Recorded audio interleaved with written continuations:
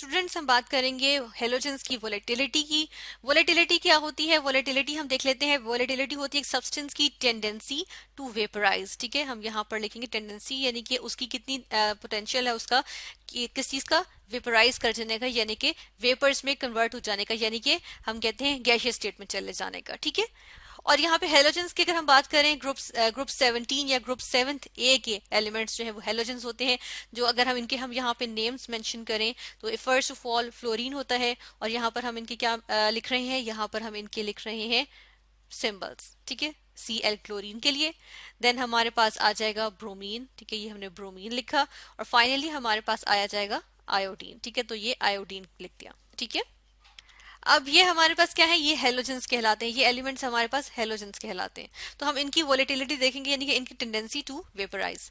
इसके लिए हम क्या करेंगे, इसके लिए सबसे पहले हम ऐसा करते हैं, एक ऐसा ग्राफ ले आते हैं जिसके अंदर हमारे पास बॉइलिंग पॉइंट्स मेंशन्ड हों। अच्छा, बॉइलिंग पॉइंट्स क्यों? क्योंकि देखिए वेपराइज करने का मतलब ही क्या है कि हमारे पास वो चीज किस में जा रही है, गैसियस स्टेट में जा रही है। ठीक है, तो गैसियस स्टेट में जाने के लिए हम देखते हैं कि वो बॉइलिंग पॉइंट को ही हम कंसिडर करेंगे, यानी कि ऐसा टेम्परेचर जिसपे एक सब्सटेंस जो है वो लिक्विड से किस पे चला जाता है, वो गैशियस फॉर्म में चला जाता है। ठीक है, इनफैक्ट वो वेपर स्टेट में चला जाता है।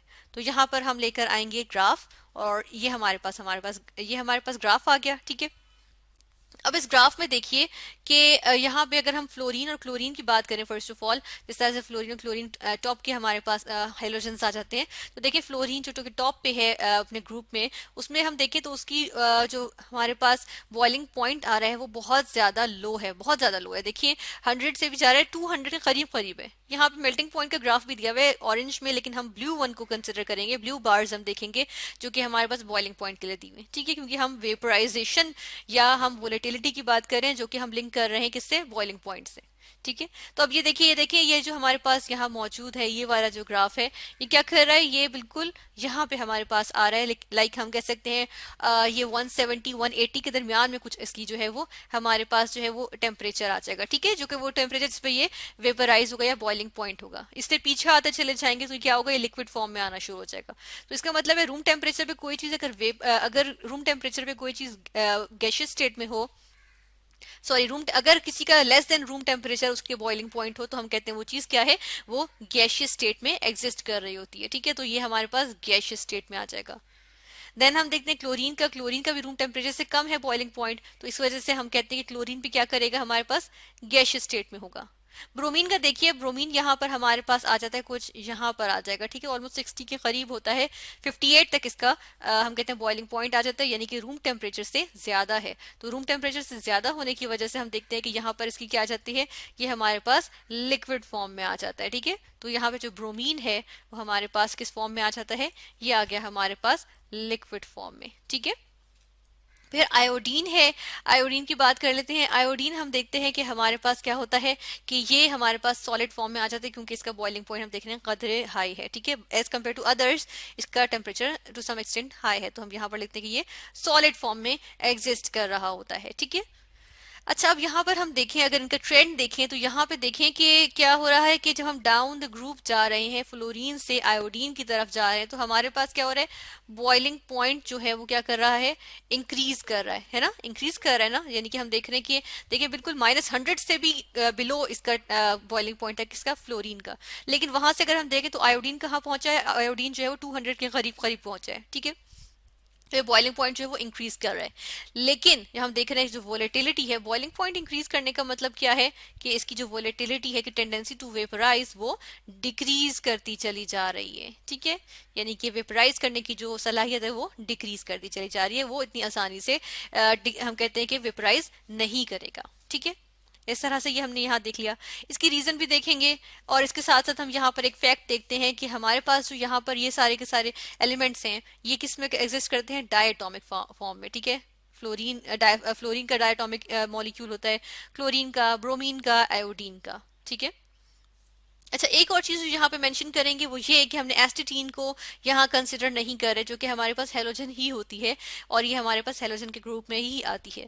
लेकिन एस्टेटीन होती क्या है कि ये रेडियो एक्टिव होती है। ठीक है, ये हमारे पास एक रेडियो एक्टिव हेलोजन का एलिमेंट होता है, तो इस वजह से हम इसको कंसिडर नहीं करते, क्योंकि ये रेडिएशन एमिट करके ये जो है वो डिफरेंट एलिमेंट्स में कन्वर्ट हो जाता है, इसलिए हम एस्टेटीन की बात नहीं करते, ये स्टेबल नहीं होता। ठीक है, as compare to fluorine, bromine and iodine. अच्छा, वापस आते हैं फ्लोरीन टू आयोडीन पे।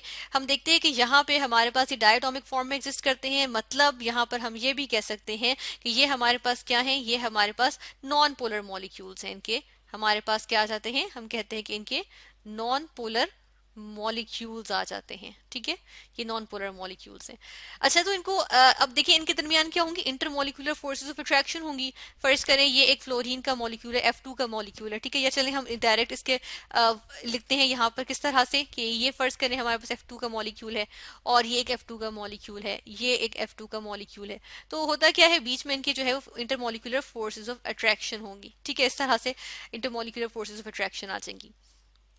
अभी जो इंटरमोलिकुलर फोर्सेस ऑफ अट्रैक्शन है जितनी स्ट्रांग होंगी हमारे पास, इसकी फिजिकल स्टेट चेंज होती जाएगी।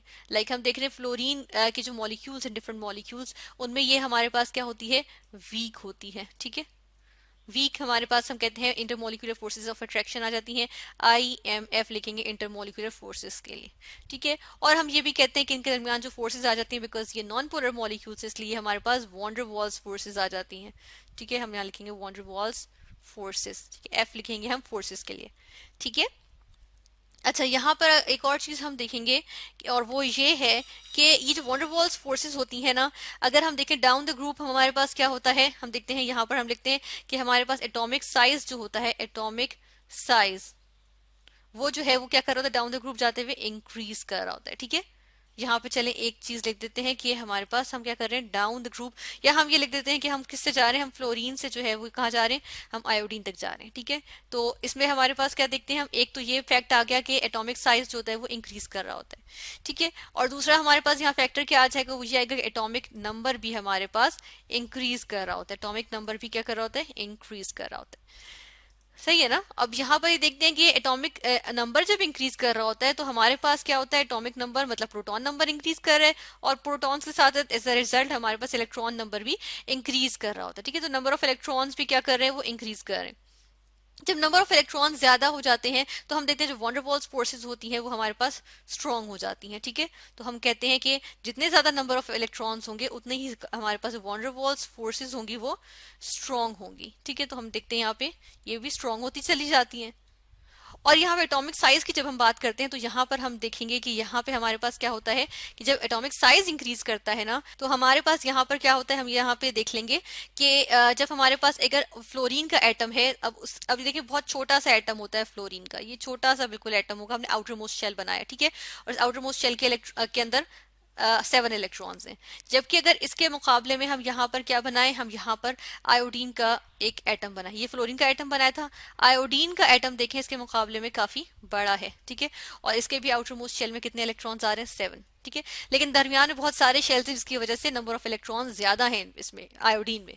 तो देखें ये फ्लोरीन आ गया और ये आयोडीन आ गया, ठीक है। अब आयोडीन में देखें नंबर ऑफ इलेक्ट्रॉन ज्यादा है जिसकी वजह से हम देखते हैं कि वंडरवॉल्स फोर्सेस जो है वो स्ट्रांग होंगी।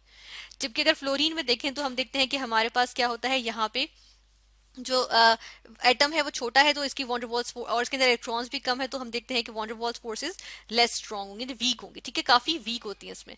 तो हम यहाँ पर देखें एटॉमिक साइज इंक्रीज करने की वजह से, अब देखें ये आसान है, फ्लोरीन के लिए आसान नहीं है। ये फ्लोरीन के जो आउटर मोस्ट के इलेक्ट्रॉन्स हैं उनको न्यूक्लियस ने बड़ी टाइटली खींच के रखा हुआ है, ठीक है, खींच के रखा हुआ है बिल्कुल। और आयोडीन में देखें तो आउटर मोस्ट शेल के इलेक्ट्रॉन्स इतनी आसानी से इनको नहीं खींचा जा सकता, बीच में बहुत सारे शेल्स आ रहे हैं ना, तो इस वजह से इनको खींचना मुश्किल है। एज अ रिजल्ट हमारे पास क्या होता है, आयोडीन के मॉलिक्यूल के लिए आसान होता है कि ये क्या करे कि ये पोल्स बना ले, ठीक है। तो अगर कोई इसके पास इसके करीब कोई एक ऐसा सब्सटेंस आ जाए जिसके अपने पोल्स बने हो, तो वो आयोडीन के अंदर पोल्स जनरेट कर देता है। और हम देखते हैं कि आयोडीन में क्या होता है, एक तरफ पॉजिटिव साइन चला जाता है और दूसरी तरफ जो है ये इसके 7 ये जो इसके इलेक्ट्रॉन्स होंगे ना, सिर्फ 7 नहीं, जो इसके इलेक्ट्रॉन्स का पूरे जो क्लाउड होगा इलेक्ट्रॉनिक क्लाउड इलेक्ट्रॉन्स का, वो दूसरी तरफ आ जाता है, ठीक है। तो देखिए पोल्स बन गए, एक हमारे पास क्या गया, पार्शियल पॉजिटिव पोल आ गया, एक पार्शियल नेगेटिव।